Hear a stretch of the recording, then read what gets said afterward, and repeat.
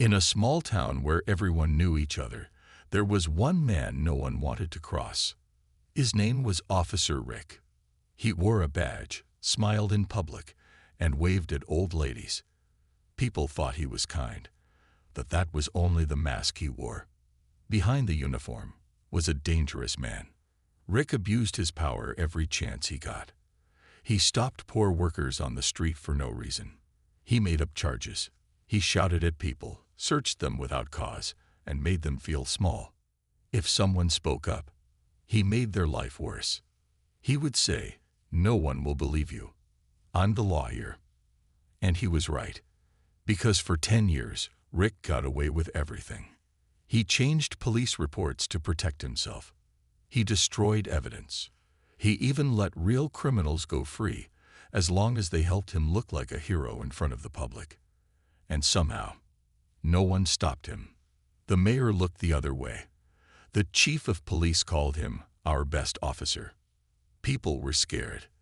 They had seen what Rick could do. So they stayed quiet. Until one day, a woman named Maya walked into the police station. Maya was quiet. She wore simple clothes. She had kind eyes, but there was sadness in them. Rick looked at her and saw an easy target. He thought, just another poor woman. Easy to blame, easy to forget. That week, there had been a robbery at a local shop. The camera was broken. No proof. No clear suspect. Rick needed someone to blame. Fast. So, he picked Maya. He wrote a fake report. He said he saw her near the store.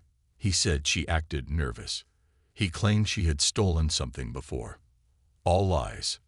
But his words were enough. They always were. When Maya was arrested, she didn't cry. She didn't scream. She just sat there, calm, quiet. Rick walked into the room where she was held and smiled. "Bad day, huh?" he said. "You know, if you just say you did it, we can end this fast." Still, Maya didn't speak. She just looked at him. Not with fear, not with hate, but with something else. Control. It was the first time Rick felt something strange inside, like he wasn't the one in power anymore. He shook it off. She's just another scared woman. She'll break soon. But she didn't. When the court date was set, Rick felt relaxed. He had done this many times. The judge trusted him. The lawyers trusted him. He had sent many innocent people to jail before. No one had dared to fight back. Why would this woman be different? But something was different. Maya didn't hire a lawyer. She didn't beg for help. She didn't run away. She just said, "I'll see you in court." Rick laughed when he heard that. This will be fun, he thought. But what he didn't know was that Maya had a past, a history she never talked about, and a reason she came to this town in the first place. That night, Rick sat in his car, writing his next fake report. His phone buzzed. It was a message with no name. It said only one line. "The truth is coming, Officer Rick. Get ready." His heart skipped. He looked around the parking lot. Empty. Was someone watching him? He told himself it was nothing. Just a joke. But for the first time, Rick felt a chill. Back in her small apartment, Maya sat alone. She held a file in her hand. Inside were documents, old case files, names, dates, evidence. She closed the file and looked out the window. "No one else will stop him," she whispered. Her voice was soft, calm, certain. "But I will." Maya didn't look like a fighter. She didn't speak much. She kept her hair tied back, wore plain clothes, and never raised her voice. But behind those quiet eyes was something strong, something powerful. Maya had a secret, one that no one in that town knew. Not even Officer Rick. Before she moved here, Maya had worked in a big city. She was a legal assistant in a courthouse, smart, skilled, and respected. Judges trusted her. Lawyers asked for her help. She had studied the law not in books, but in real courtrooms. But then, something happened. something dark. A case came to her desk involving a police officer accused of beating a young boy. The boy was just 15. He had bruises everywhere. Maya helped gather evidence. She believed they would win. But the officer got away. Why? Because the department protected him, just like they now protected Officer Rick. After that, Maya changed. She left the city, left her job, left everything. She thought maybe in a small town, things would be better. She was wrong. Now, years later, she was facing another officer with too much power. But this time, she wouldn't stay silent. This time, she would fight. Every night, Maya sat at her small kitchen table with papers spread around her. She studied Rick's past reports, looked at names of people he had arrested. She searched for patterns, times he lied, when he planted fake evidence, and when he scared people into silence. And she found something. A name. Samuel Diaz, a teenager arrested 2 years ago for resisting arrest. Rick had said he attacked him. But the boy was only 16. Thin. Quiet.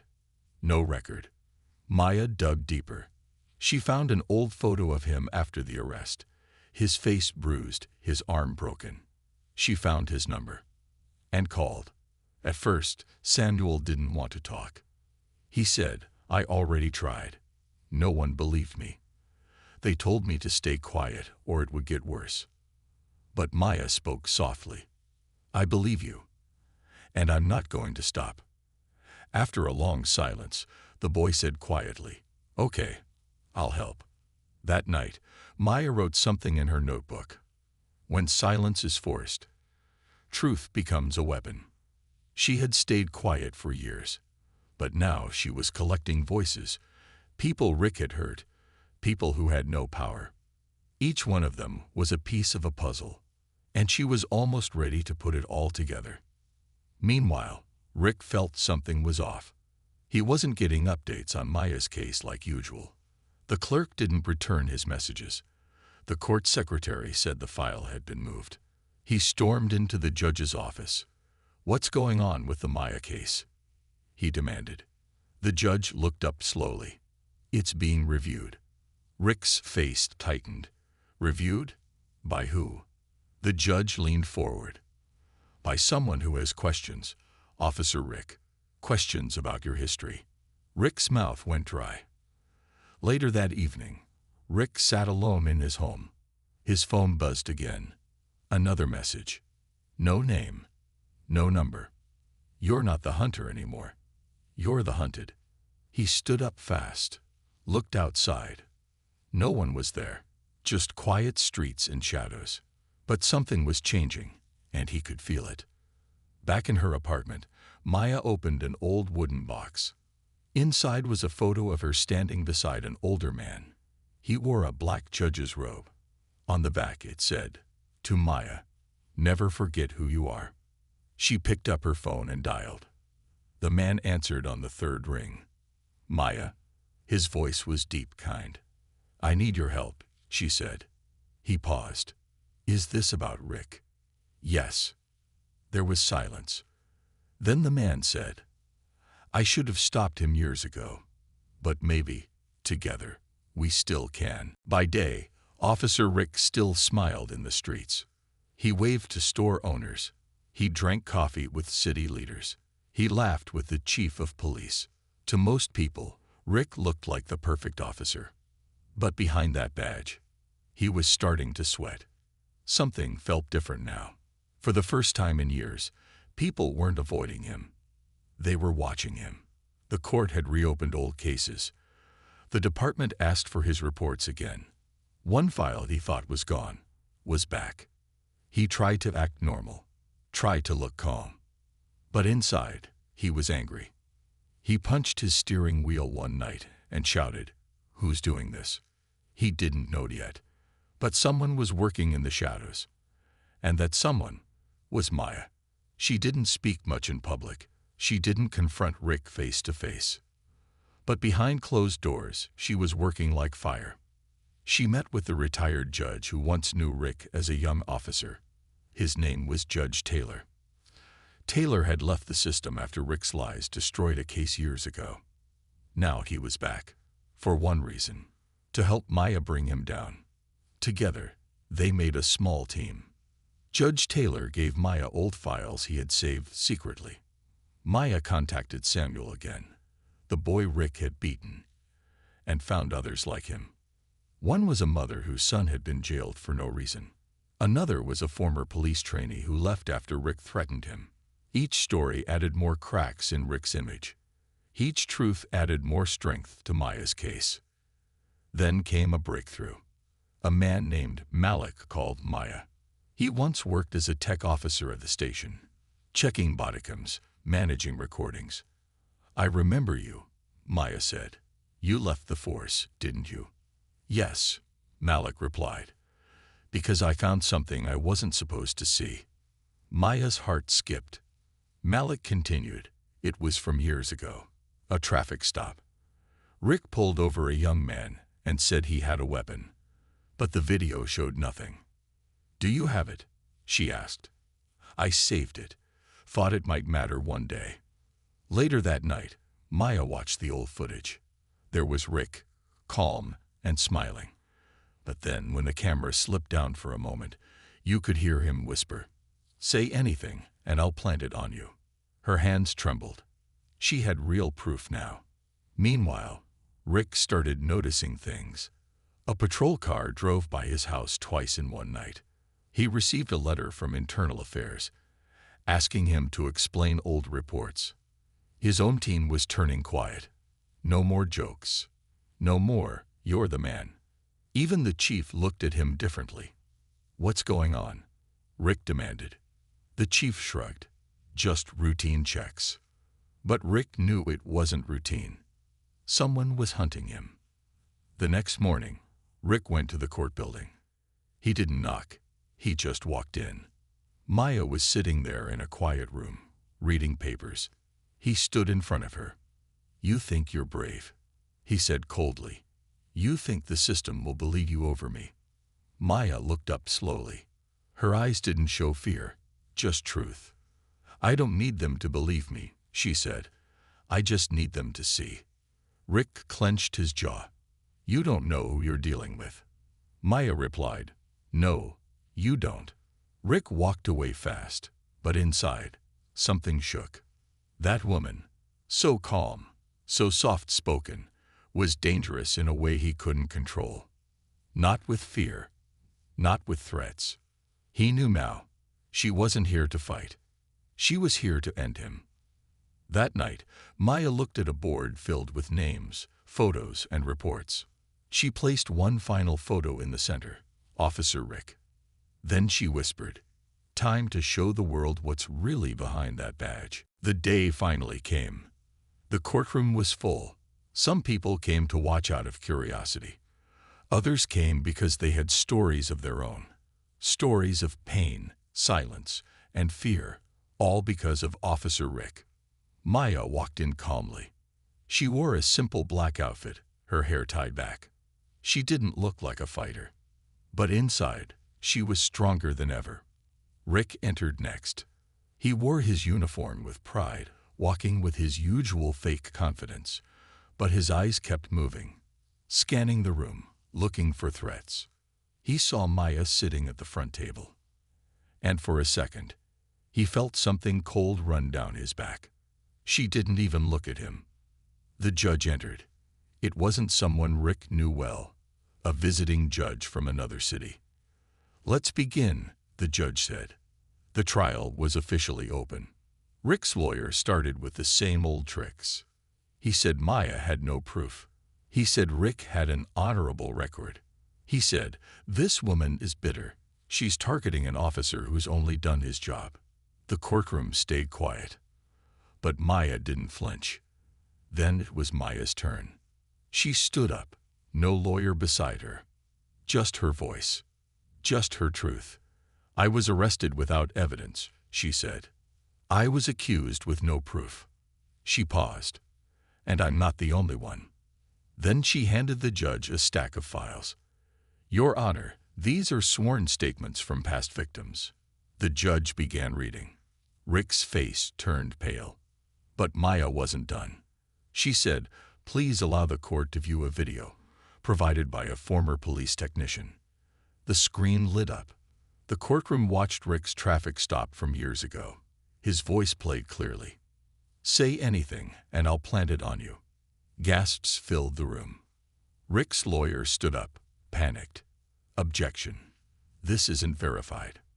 But the judge raised a hand. "I've seen enough to allow it." Rick clenched his fists. He leaned toward his lawyer and hissed, "Shut it down. Make it go away." But his lawyer whispered back, "I can't. They're not listening to us anymore." Then Maya did something no one expected. She called a witness. A young man stood up slowly in the back. Samuel Diaz. He took the stand. He told the courtroom how Rick beat him. He showed his medical reports. He showed his scars. "I was just a kid," he said, voice shaking. He said no one would care. And for a long time, he was right. The courtroom was silent. Except Rick. He suddenly stood up and shouted, "Lies. All of it." The judge banged the gavel. "Sit down, Officer Rick." But Rick wouldn't sit. He pointed at Maya. "She planned this. She wants to ruin me." Maya stood still.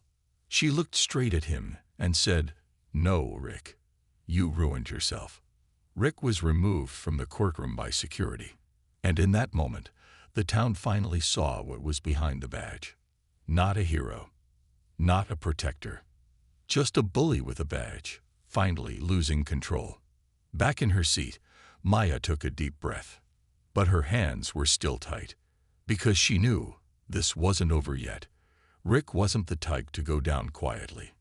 And outside that courtroom, danger was waiting. The courtroom had shaken him. Rick had always walked free. He had scared people for years. But now, for the first time, he wasn't in control. His secrets were coming out. People were speaking. The world was watching. And Rick was angry. That night, he sat alone in a dark room. He stared at the wall, his police badge on the table beside him. His hand trembled as he picked it up. "They're not taking this from me," he whispered. "I built this." In his mind, Maya wasn't just a woman in court. She was a threat, a fire burning down everything he had built with fear. Across town, Maya was sitting at her desk. More people were calling her now, thanking her, sharing their stories, some even crying. But Maya stayed calm. She smiled politely. She listened. She wrote things down. But inside, she knew danger was close. That night, as Maya got into her car, she noticed something strange. A black car parked across the street, same one as the day before. Its lights were off. The windows tinted. She turned the key. The engine started. The car didn't move. She stared at it for a long moment, then slowly drove away. But her eyes kept checking the mirror. The next day, someone spray-painted the words "Liar" across her apartment door. No one saw who did it. Maya cleaned it off herself, word by word, stroke by stroke, hands steady, heart focused. Later, a brick was thrown at her window. Still, she said nothing, because she knew Rick was trying to scare her, but she had lived through worse. Judge Taylor called her. "You okay?" he asked. "Yes," Maya replied. "He's losing control." "Do you want police protection?" Maya smiled sadly. "From the same system that once protected him." Taylor paused, then said softly, "You're braver than most lawyers I've known." Maya didn't answer, because it wasn't about bravery. It was about justice. Rick made one final move. He called someone from his past, a man named Carson, someone who used to work off the books, the kind of guy who handled problems without questions. "I need her scared," Rick said. "Just enough to make her drop this." Carson said nothing for a moment, then replied, "You sure? That kind of thing gets dirty." Rick gritted his teeth.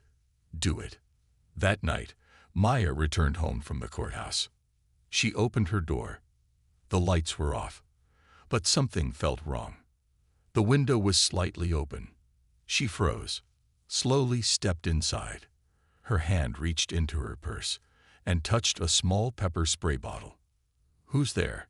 she said calmly. No answer, but the silence felt heavy. She took another step. Then, a creak behind her. She turned fast, sprayed into the dark. A man shouted and stumbled back. She grabbed her phone and ran into the hallway, yelling, "Help!" Doors opened, lights turned on. Neighbors came out. The man escaped through the back, but not before someone got a picture of him. The police arrived. They took her statement, but Maya could see the doubt in their eyes. One officer said, "Could have just been a thief." But Maya knew better. She looked the officer in the eye and said, "It was a warning." Later that night, Maya sat on her couch, a blanket around her shoulders. She didn't cry. She didn't panic.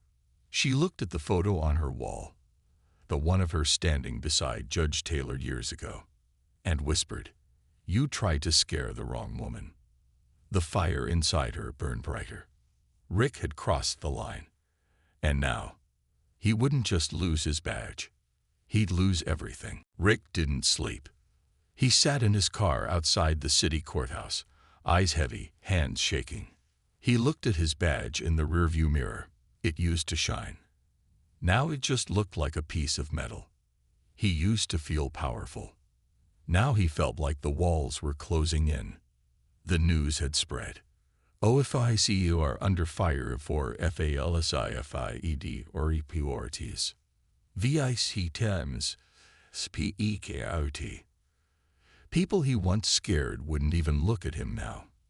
And the ones who did looked at him with disgust. The chief of police called him in.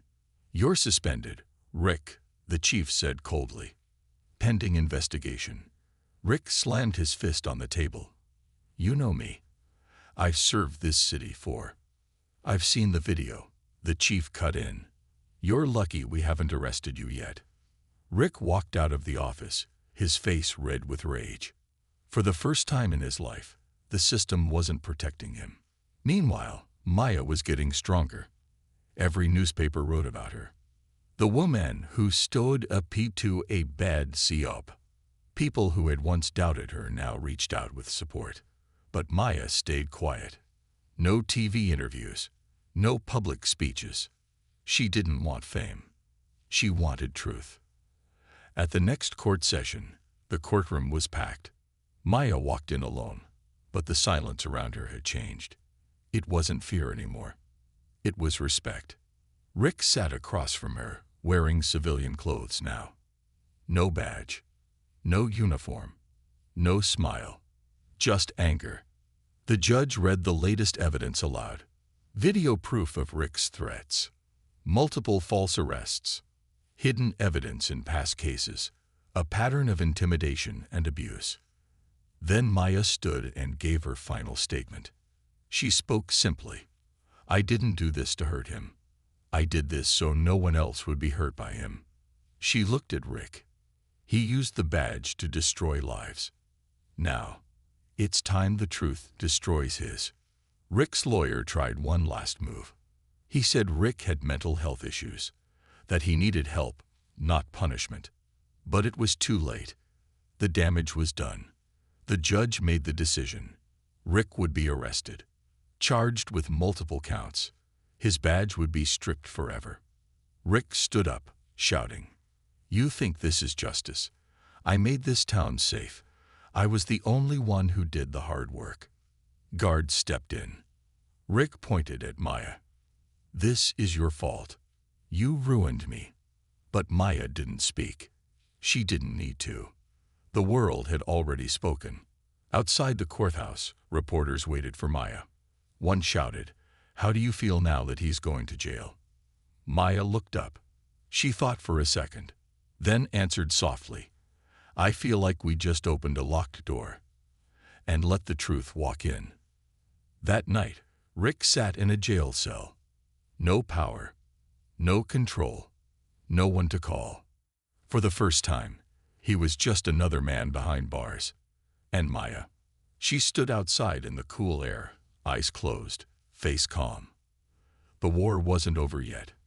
But the battle, she had won it. Weeks passed. The news of Officer Rick's fall spread across the country. TV anchors called it a victory for the people. The mayor made a public promise to rebuild trust in the city's police force. But Maya, she stayed quiet, just like always. She wasn't looking for cameras. She wasn't looking for praise. She had done what she came to do. And now she just wanted peace.